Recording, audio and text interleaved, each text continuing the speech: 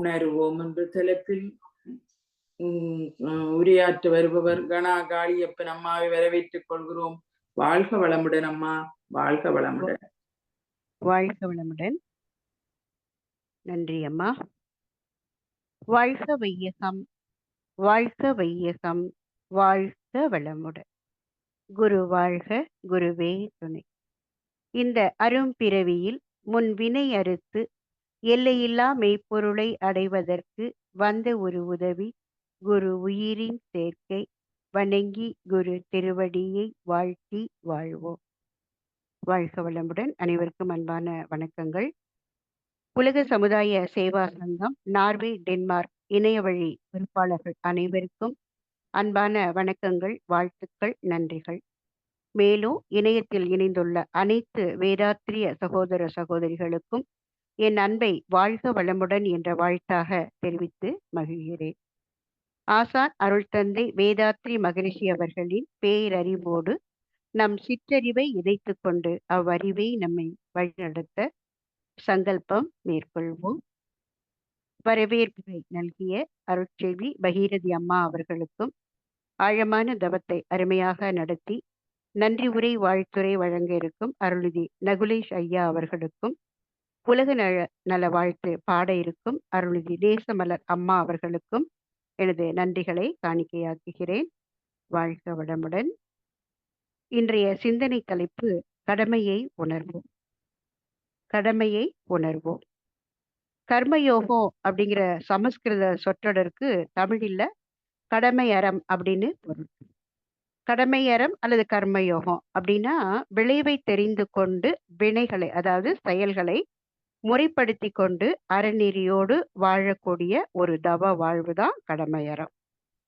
இதை பற்றி யார் யார் என்ன சொல்லியிருக்காங்க அப்படின்னு விரிவா பார்த்துட்டு நம்ம கடமை அறத்துக்குள்ள போவோம்.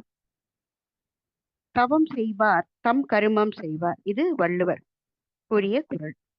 முதல் வரி மட்டும் எடுத்திருக்கிறோம். கர்மம் அப்படிங்கிறது கடமை அல்லது செயல்.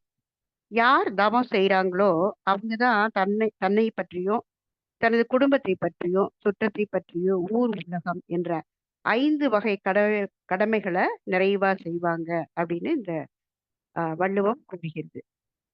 திருநாவுக்கரசரும் என் கடன் பணி செய்து கிடப்பதே அப்படின்னு சொல்றாரு. கடன்கிறது கடமைங்கிற வார்த்தையை குறிக்கும். பணிங்கிறது தொண்டு, அதாவது என்னுடைய கடமைங்கிறது தொண்டு செய்து இருப்பதுதான் அப்படின்னு சொல்லி சொல்றாங்க. அதே போல ஒரு பழைய திரைப்பாடல், 3 எழுத்தில் என் மூச்சிருக்கும், அது முடிந்த பின்னாலும் பேச்சிருக்கும், உள்ளம் என்றொரு ஊர் இருக்கும், அந்த ஊருக்குள் எனக்கொரு பேர் இருக்கும் அப்படின்னு பாடி அந்த 3 எழுத்து எது அப்படிங்கும்போது கடமை, அது கடமை அப்படின்னு சொல்லி முடிப்பாங்க. ஸோ அந்த கடமையில தான் மூச்சும் இருக்கும், அந்த கடமை முடிந்த பின்னால தான் பேச்சும் இருக்கும் அப்படின்னு அந்த விளக்கம் அந்த பாடல்ல வரும். அதே போல இன்னொரு பாடலும் நம்ம நிறைய கேட்டிருப்போம். நமக்கென்று பூமியில் கடமைகள் உண்டு, அதை நமக்காக நம் கையில் செய்வது நன்று அப்படின்னு சொல்லி கடமைக்கு முக்கியத்துவமும் அந்த பாடல் கொடுத்திருக்கோம். சுவாமி விவேகானந்தர் தன்னுடைய கர்மயோகம் புத்தகத்துல இப்படி சொல்றாங்க, நாம் ஒன்றை செய்ய வேண்டும் என்றால் முதலில் அது என் கடமை என்று தெரிந்து செய்ய வேண்டும். அப்பொழுதுதான் அதை என்னால் செய்ய முடியும். நாம் உயர்வதற்குரிய ஒரே வழி நம் முன் இருக்கும் கடமைகளை செய்வதாகும். அப்படி செய்வதால் வலிமையை பெருக்கிக் கொள்ளலாம், இறுதியில் உயர் நிலையையும் அடையலாம் அப்படின்னு சொல்லி இன்னும் அகசார்பான ஒரு விளக்கத்தையும் அதுல தராங்க. எந்த செயல் நம்மை கடவுளை நோக்கி செலுத்துகின்றதோ அது நற்செயல், அதுதான் கடமை. எல்லா காலங்களிலும் எல்லா நெறியினருக்கும் எல்லா நாட்டினருக்குமான ஒரு கடமை உண்டு. அது என்ன அப்படின்னா மனித குலம் முழுவதுமே ஒரு மனதாக ஏற்றுக்கொண்ட கருத்து அது. அது என்னன்னா எந்த உயிரையும் துன்புறுத்தக்கூடாது அப்படின்னு சொல்றாரு. அதுதான் நம்ம சுவாமிஜி 2 ஒழுக்க பண்பாடா துன்பம் தராமையும் துன்பப்படுவோருக்கு உதவுதல் என்று கொடுத்திருக்காங்க. இன்னொரு கவியில கூட நம்ம சுவாமிஜி சொல்லுவாங்க, கடமையை உணர்ந்திடு, காலத்தில் செய்திடு, உடம்புக்கும் நல்லது, உள்ளமும் அமைதியாகும் அப்படின்னு கொடுத்திருக்காங்க. இந்த கடமைங்கிற வார்த்தையே எப்படி பிரிக்கலாம்னா கடன் பிளஸ் மை. கடன் என்ற வார்த்தை தான் மை என்ற விகுதி பெற்று கடமை அப்படிங்கிற சொல்லாச்சு. அதுபோல ஆங்கிலத்திலையும் டியூ அந்த வார்த்தை தான் டியூட்டி ஆச்சு அப்படின்னும் சொல்லுவாங்க. அப்ப கடமைய நம்ம உணரணும்னா, நம்மளுடைய வாழ்க்கை எப்படி இருக்கணும்னா, கர்ம யோகமாக மாற வேண்டும். தமிழ்ல கடமையறம், ஆ சான்ஸ்கிரிட்ல கர்ம யோகமாக மாற வேண்டும். இப்ப கர்மம்னா நமக்கு தெரியும். செயல்ன்னு சொல்லலாம், அல்லது கடமைன்னு சொல்லலாம். அந்த கர்மம் எதை சார்ந்து செயல் செய்யுது அப்படின்னு பார்த்தா, நம்மளுடைய மனதை சார்ந்து தான் செயல் செய்யுது. அப்படி மனதால நம்ம செயலை செய்யும் பொழுது, அதாவது கடமைகளை செய்யும்போது, அதுல வர விளைவு இன்பமாவும் இருக்கலாம், துன்பமாவும் இருக்கலாம். எது வேணாலாவும் இருக்கலாம். ஆனா, அதையே யோகமா, அதாவது அறமா செய்யும்போது எப்படி இருக்கும் அப்படின்னாக்கா, அது இறைநிலையோட இணைந்து நின்று செய்யக்கூடியதாக இருக்கும். அங்கு மனதினுடைய வேக நிலை குறைந்து விவேகத்துடன் செயல்படுவோம். ஸோ அதுதான் கர்ம யோகம் அப்படின்னு சொல்லி சொல்லுவாங்க. அததான் நம்ம இப்ப கடமை அறம் அப்படின்னு சொல்லி பார்க்க போறோம். உணர்தல் அப்படிங்கிற இறை உணர்வு. அதுதான் நம்ம வழிநடத்துற அறிவா இருக்கிறதுனால, நம்முடைய செயல்கள்ல ஒழுக்கம் இருக்கும், அறம் இருக்கும். இறை உணர்வு இல்ல அப்படின்னா, செயல்கள்ல என்ன இருக்கும்னா, ஒழுங்கினம். அதாவது ஒழுங்கு அற்ற தன்மை இருக்கும். அறம் அல்லாதது தான் இருக்கும். அதனால தான் நமது கடமைய உணர வேண்டியது அ அவசியமா இருக்கு. இப்ப கர்மத்தினுடைய விளைவு வந்து இன்பம் அல்லது துன்பம். கர்ம யோகத்துல, அதாவது கடமை அறத்துல விளைவு எப்படி இருக்கும்னா, இன்பம் மட்டும் தான் இருக்கும். அதாவது மனத இறைநிலையில வைத்துக் கொள்ளக்கூடிய பக்குவத்தை பெறுவதற்கு நமது முன்னோர்கள் 2 வழிகள சொல்லியிருக்காங்க. அதாவது ஒன்று ஞான யோகத்தின் மூலமாக, இன்னொன்று கர்ம யோகத்தின் மூலமாக. இப்ப ஞான யோகம் அப்படிங்கிறது அறிவுல உயர்ந்தவங்க, பற்று இல்லாத நிலையில, ஞான வழியில, இறைநிலை உணர்வோடு வாழ்க்கையை நடத்தி, மற்றவர்களுக்கும் வழிகாட்டுறது. இததான் சுவாமிஜி கடவுளை அறிந்தோர் கடமையில் வாழ்வார் என்று சொல்றாங்க. கடவுள அவங்க உணர்ந்திருக்கிறதுனால, அவங்க தனக்குரிய கடமைகள்ல தான் வாழ்வாங்க, செய்வாங்க அப்படின்னு சொல்லி சொல்றாங்க சுவாமிஜி. இப்ப கர்ம யோகம் அப்படிங்கிறது இன்னொரு வழி. அந்த பக்குவத்த அதாவது ஞான யோகிகள் செய்யக்கூடிய ஞானத்தை பெற முடியாத சாதாரண மக்கள்லாம், தாங்க செய்ற கடமைகள் மூலமாகவே அந்த இறைநிலை உணர்வ பெற முடியும். இதுக்கு ஒரு உதாரணம் பார்க்கலாம். மகாபாரதம் நமக்கு தெரிந்த கதை. கர்ணன் செஞ்சோற்று கடன் தீர்க்கிறதுக்காக துரியோதனனுக்காக போர்ல ஈடுபடுறாரு. அர்ஜுனன் அம்புகள கர்ணன் மேல சரமாரியா வீசிட்டே இருக்கிறாரு. ஆனாலும் கர்ணன் மரணம் அடையல. அப்ப கிருஷ்ண பரமாத்மா என்ன சொல்றாங்க, அர்ஜுனன கொஞ்ச நேரம் நீ ஓய்வு எடுத்துக்கோ அப்படின்னு சொல்லி, மாறு வேடத்துல கர்ணன் கிட்ட போயி, அவர் செய்த புண்ணியங்களை கர்ணன் செய்த புண்ணியங்களை எல்லாம் யாசகமாக கேட்டு வாங்கிறாரு.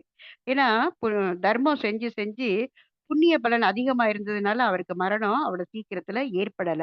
எத்தனை அம்புகள் எய்த போதும் ஏற்படல. அப்புறம் கிருஷ்ண பரமாத்மாவே விரும்பி தன்னுடைய விஸ்வரூப தரிசனத்த காட்டி, "என்ன வரம் வேணுமோ கேள் கர்ணா" அப்படின்னு கேட்கிறாரு. சொல்றாரு. கர்ணன் என்ன சொல்றாரு, "எனக்கு ஒரு வரமும் வேண்டாம். உன்ன பார்க்கறதுக்கு எத்தனையோ பேரு பூ, அர்ச்சனைலாம் சமர்ப்பிச்சு உன்ன பார்க்க துடிக்கிறாங்க.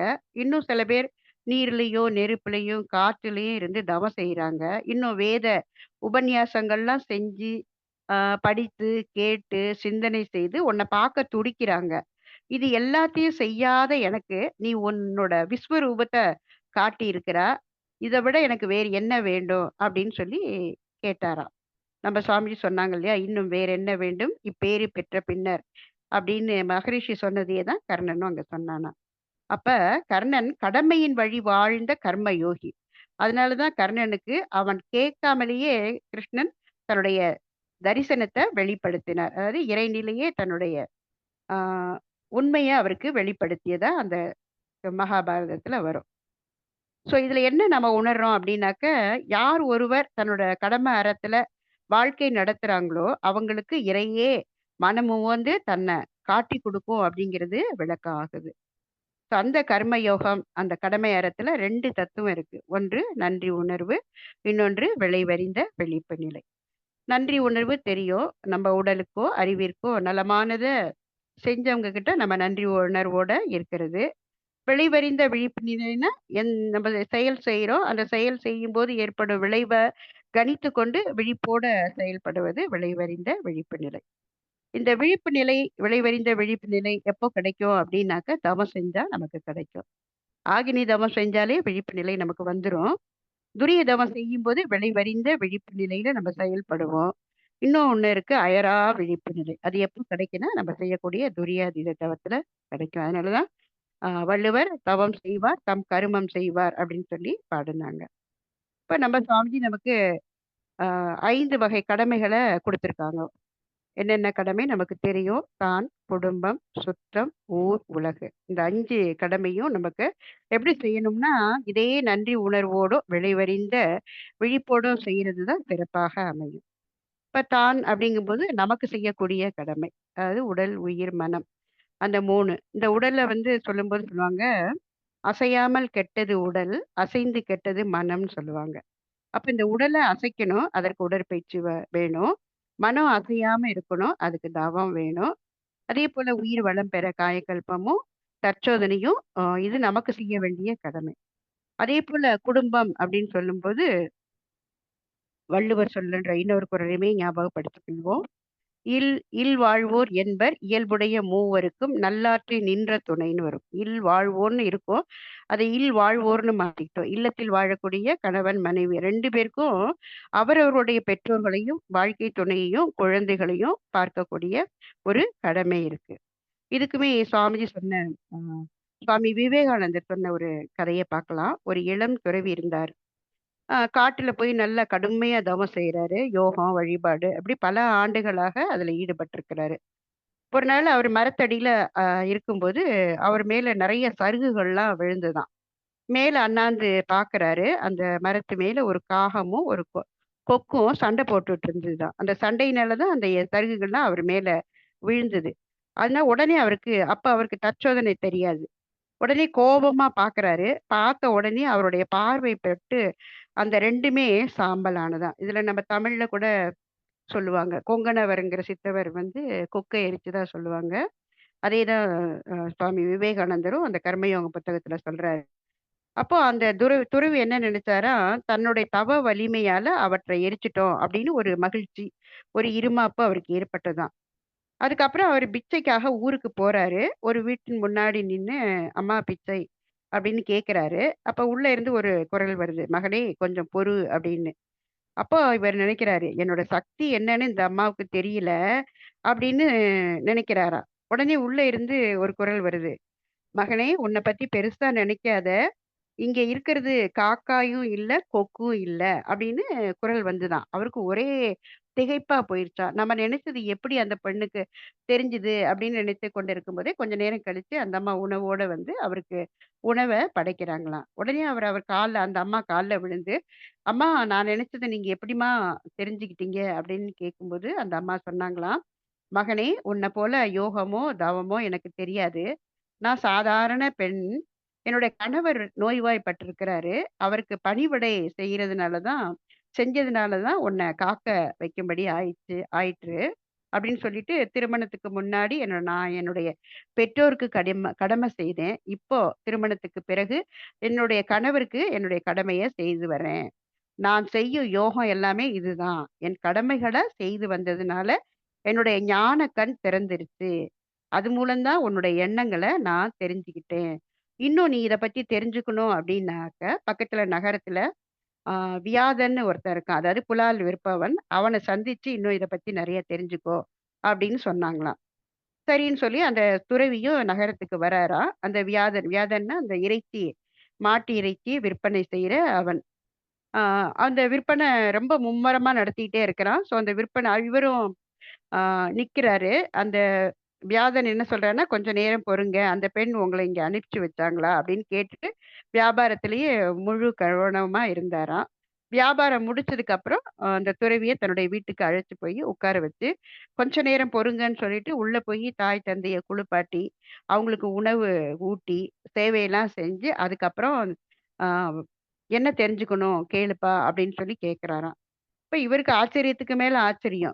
அந்த பெண் ஞானக்கண் திறந்ததுன்னு சொன்னா, இவரும் என்ன சொல்லப் போறாருன்னு தெரிஞ்சுக்கலாம் அப்படின்னு சொல்லிட்டு, ஆத்மாவ பத்தியும், கடவுள பத்தியும் சொல்லுங்க அப்படின்னு துறவி கேட்டாராம். விரிவான விளக்கமான விளக்கத்த அவர் தந்தாராம்.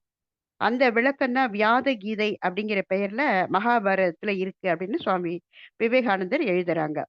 அதாவது வேதாந்தத்தின் மிக உயர்ந்த தத்துவ விளக்கங்கள்ல ஒண்ணுதான் இந்த வியாத கீதை. அத கேட்ட திகைத்த துறவி, "இவ்வளவு ஞானம் பெற்ற நீங்க ஏன் இந்த தொழில செய்யணும்?" அப்படின்னு கேட்கிறாரு. அதுக்கு அந்த வியாதன் சொல்றாரு, "மகனே, கடமைகளுள் எதுவும் இழிந்ததோ, கேவலமானதோ இல்லை. என்னுடைய பிறப்பும் சரி, வளர்ப்பும் சரி, இந்த கசாப்பு தொழில செய்ய என்னைய வச்சிருக்கு. நான் இத விருப்பத்தோட தான் செய்றேன். இத செய்யறதுல எனக்கு எந்த ஒரு பற்றும் கிடையாது. ஒரு இல்லறத்தவனா என்னுடைய கடமைய செய்றேன். என்னுடைய பெற்றோரை மகிழ்விக்கிறதுக்காக அவங்களுக்கு நான் என்னுடைய சேவைகள செய்றேன். உங்களுடைய யோகம் எனக்கு தெரியாது. நான் வீட்ட தொறந்து காட்டுக்கும் போகல. என்ட்ட நீங்க கேட்ட, பார்த்த எல்லாமே என்னுடைய கடமைகள நான் பற்றின்று செய்ததால கிடைத்தது ஆகும்." அப்படின்னு சொன்னானாம். அப்ப செஞ்ச கடமையே அவங்கள பொறுத்தவரைக்கும் அது ஒரு தவமா மாறியிருக்கு. இப்ப நம்ப இதுலயுமே சுவாமிஜி நமக்கு மூவகை கடமைகள்ல பெற்றோருக்கு செய்யக்கூடிய கடமைய சொல்றாங்க இல்லையா? நம்ம உருவாக்கி, கருவாக்கி, உருவாக்கி, வளர்த்து, படிக்க வைத்து, ஒரு நல்ல வாழ்க்கையும் அமைத்து குடுத்துருக்காங்க. அவங்கள அவங்க முதிய பிராயத்துல பாதுகாக்கிறதும், பராமரிக்கிறதும் நம்மளுடைய கடமை தான். அவங்க இருக்கும்போது கவனிக்காம விட்டுட்டு, அவங்க இறந்த பின்னால செய்ற எந்த சடங்குமே பயன் தராது. அவங்க மறைஞ்சுட்டா கூட, அவங்க எந்த நிலையில இருந்தாலும், அதாவது சாலோகம், சாமீபம், சாரூபியம், சாயுச்சியம்னு 4 நிலையில இருப்பாங்க இல்லையா? இறந்ததுக்கு அப்புறம். அந்த 4 நிலையில எந்த நிலையில இருந்தாலும், அவங்க இன்புற்று இருப்பார்களாக என்று நாம நாள்தோறும் என்ற எண்ணம் அவங்கள நல்ல நிலையில வைக்கும். இப்போ இது நம்ம பெற்றோருக்கு செய்யக்கூடிய கடமை. இருக்கும்போதும் கவனிக்கும். மறைந்தாலும் அவர்களுக்கு செய்ய வேண்டிய கடமைய நம்ம செய்யணும். அதே மாரி நம்மளுடைய வாழ்க்கை துணை, இத பத்தி நம்ம குடும்ப அமைதியில சுவாமிஜி நெறைய குடுத்திருப்பாங்க. ஸோ நம்ம ஆமா நமக்கு அமைத்த வாழ்க்கை துணைய பற்றி குறைப்பட்டு கொள்ளாம, அவங்களோட இணக்கமான ஒரு வாழ்வ நடத்தணும்னு சொல்லி சுவாமிஜி சொல்லியிருக்கிறாங்க. அதேபோல நம்முடைய குழந்தைகள், நம்முடைய வினைகள கழிக்க வந்த குழந்தைகளுக்கும், அ நம்ப என்னென்ன குடுக்கணும்? உணவு, உடை, படிப்பு, வேலை, திருமணம், மருத்துவம், இன்னும் இந்த ஆன்மீக கல்வி, அதாவது நம்முடைய ஸ்கை யோகா, அதையும் நம்ப குடுக்கணும். அது நம்ம குடுக்கக்கூடிய ஒரு கடமையாகும். அடுத்தது நமது சுற்றத்தாருக்கு செய்யக்கூடிய கடமை. ஆ திருவள்ளுவர் "சுற்றம் தழால்" அப்படிங்கிற அதிகாரத்துல ஒரு 10 குறள் குடுத்திருப்பாரு. அத வந்து சுருக்கமா சொல்லிர்றேன். அதாவது சுற்றத்தவரோட நட்பு பாராட்டுறது, அவங்களுடைய வெற்றிய தன்னுடைய வெற்றி போல சமமா பாவிக்கிறது, அவங்களுக்கு உதவும் போதும் அளவு முறையோட உதவி, உறவு பாராட்டுதல், உதவும்போது இன்சொல் சொல்றது, அவங்களுடைய மேன்மைக்கு ஆ என்ன செய்யணுமோ அத செய்றது, பகிர்ந்து குடுக்கறது, அதே மாரி கோபம் கொள்ளாமை. இதெல்லாம் நம்ம கடைப்பிடிக்கணும் அப்படின்னு சொல்லி சொல்லுவாங்க. குற்றம் பார்க்கின் சுற்றம் இல்லைன்னு சொல்லுவாங்க. அதனால யாரிடம் என்ன குற்றம் இருந்தாலும், அத பெரிதா நினைக்காம, பகைமையா பாராட்டாம, அவங்களையும் நம்ம அ சரியானபடி கவனித்துக் கொள்ள வேண்டும். அதுவும் நம்மளுடைய கடமையில ஒரு கடமையாக அமையும். அதே மாரி ஊர், உலகு. ஸோ இந்த ஊருக்கும், உலகுக்கும் அதான் சமுதாய கடமைன்னு சுவாமிஜி சொல்லுவாங்க. ஏன் அவங்களுக்கு கடமை ஆற்றணும் அப்படின்னாக்கா, நம்ம பொறந்தோம். ஒரு 15 வயது வரைக்கும் எப்படி வாழ்ந்தோம் அப்படின்னு பார்த்தா, சமுதாயத்துல இருந்து தான் எல்லாவற்றையும் நம்ம பெற்றிருக்கிறோம். கல்வியாகட்டும், வேலையாகட்டும், இன்னும் மற்ற மற்ற உதவிகள் எல்லாமே நம்ம சமுதாயத்துல இருந்து தான் பெற்றிருக்கோம். அப்போ நம்ம சமுதாயத்துக்கு கடன்பட்டு தானே இருக்கிறோம். அப்போ பிறக்கும்போது நம்ம எதுவும் கொண்டு வரல. அப்போ எல்லாமே நமக்கு இந்த சமுதாயம் தான் தந்தது. சாமிஜி ஒரு பாடல் கூட சொல்லுவாங்க. அந்த ஒரு பிடி உணவ எடுத்துட்டு சிந்திச்சு பார்த்தா, அதுல உலகத்தையே பார்க்கலான்னு சொல்லுவாங்க. எத்தன பேரோட உழைப்பும், அறிவும் அதுல இருக்கு. அதனால தான் "ஒரு பிடி உணவில் உலக ஒற்றுமையை கண்டிடு, உழைப்பினால் பதில் உலகுக்கு தந்திடு" அப்படின்னு சொல்லுவாங்க. இன்னுமே நம்ம எதெல்லாம் மேம்பட்டுருக்கிறோமோ, அதாவது செல்வத்தால, அறிவால, செல்வாக்கால, பதவியால, இப்படி எதுலயோ நம்ம உயர்வு அடைந்திருந்தா, அத்தனையும் சமுதாயத்துக்கு நம்ம அர்ப்பணிப்போட செய்யணும். அதையுமே சுவாமிஜி ஒரு பாடல்ல சொல்லுவாங்க. "உற்ற உழைப்பு, அறிவு இவை கொண்டு உலகுக்கு உதவி அருள் தொண்டாற்றி மகிழ்வோம்" அப்படின்னு சொல்லுவாங்க. அப்போ ஊருக்கும், உலகுக்கும் நம்ம செய்யக்கூடிய கடமை எதுவா மலருதுன்னா, தொண்டா மலருது. இப்ப பார்த்தோம்னா எத்தனையோ மதங்கள் எல்லாமே என்ன சொல்லுதுன்னா, இறை வழிபாடும் அறநெறிய தான் சொல்லுது. நம்மளுடைய கடமை அறத்துல இது எல்லாமே அடக்கமா இருக்கு. அதுபோல எந்த கடமைய நம்ம செய்யும்போதும், அத நிஷ்காமிய கர்மமாக எதையும் எதிர்பார்க்காம செய்யணும். பலனை எதிர்பார்க்காம செய்யணும்னு சொல்லி சொல்லுவாங்க. இந்த நிஷ்காமிய கர்மம் அப்படிங்கிறதுக்குமே 4 ஒரு பொருள் சொல்லலாம். 1 விவேக புத்தி. அதாவது எந்த செயல செய்யும்போதும், அறிவுபூர்வமாக சிந்தித்து செயல்படுறது. அடுத்தது யக்ஞ புத்தி அப்படின்னு சொல்லுவாங்க. அந்த செயலையும் அர்ப்பணிப்பு உணர்வோட செய்யறது. அப்படி செய்யறதுனால கிடைக்கும் பலன பிரசாத புத்தியாக ஏற்றுக்கொள்ளணும்னு சொல்லுவாங்க. அப்படி பிரசாதமாக ஏற்று அத தர்ம புத்தியாக மாத்திரணும். எப்படின்னா, இது செய்யறது என்னுடைய கடமை அப்படின்னு சொல்லி செய்யணும் அப்படின்னு சொல்லுவாங்க. இததான் சுவாமிஜி நமக்கு இந்த கர்ம யோகத்த தான் வாழ்க்கை நெறியா அமைச்சு குடுத்திருக்காங்க. ஸோ அந்த வாழ்க்கை நெறிய ஒரு 10 பாயிண்ட் சுவாமிஜி நமக்கு சொல்லுவாங்க. ஐங்குரவர் வழிபாடு. அதாவது மாதா, பிதா, குரு, தெய்வம், ஆட்சி தலைவர். அதுக்கப்புறம் அகத்தவம் செய்யணும். எண்ணம், சொல், செயல்ல விழிப்போட இருக்கிறது. அப்புறம் ஒழுக்கம், கடமை, ஈகைங்கிற 3 அறநெறி. 5ல் அளவு முறை. உணவு, உழைப்பு, உறக்கம், உடல் உறவு, எண்ணம். இந்த 5ல அளவு முறை. 5 வகை கடமை. இப்ப நம்ம பார்த்தது. தான், குடும்பம், சுற்றம், ஊர், உலகு. அதே மாரி பெண்களை மதித்தல். அதாவது நம்முடைய வருமானத்துல 1% ஈகையாக கொடுக்கிறது. அப்புறம் பொது சொத்துக்கள சேதப்படுத்தாம இருக்கிறது. அடுத்து 5 ஒழுக்க பண்பாடு. அத சுருக்கி இப்ப 2 ஒழுக்க பண்பாடா கர்மயோக வாழ்க்கை நெறியா நமக்கு கொடுத்திருக்கிறாங்க. ஸோ எல்லாவற்றிற்கும் ஹைலைட்டா சுவாமிஜி என்ன சொல்றாங்க அப்படின்னாக்க, இறைநிலையை விளக்கும் தொண்டு செய்து கடமையாற்றுவோம் அப்படிங்கிற தலைப்புல காந்த தத்துவ பாடல்ல கடைசியில சொல்லுவாங்க. இறுதியா, செய்ய உள்ள கடமையோ இச்சீரறிவு உலகமெல்லாம் சிறப்புடனே பரவ ஏற்ற சிறிய தொண்டாற்றுவோம் அப்படின்னு சொல்றாங்க. அப்ப நம்முடைய கடமை தொண்டாக மாறுவதற்கு இந்த ஸ்கை யோகாவ நம்ம எல்லாருக்கும் நாமளும் கடைப்பிடித்து மற்றவர்களுக்கும் கற்பிக்கக்கூடிய தொண்டை செய்வோம் என்று கூறி, தொண்டாற்றி இன்பம் காண்போம் என்று கூறி நிறைவு செய்கிறோம். வையமெல்லாம் வாழட்டும், வாழ்க்கை வளம் காத்து இனிதாய் வளரட்டும் மெய்யறிவு, வாழ்க்கை இன்பம் துய்த்தலிலே, உய்ய மெய்ப்பொருள் நாட்டம் உலகெங்கும் மக்களிடம். ஓங்குக மேலோங்குக நம்மள் உள்ளமெல்லாம் ஒன்றுபட. வாழ்க வளமுடன். நன்றி ஐயா.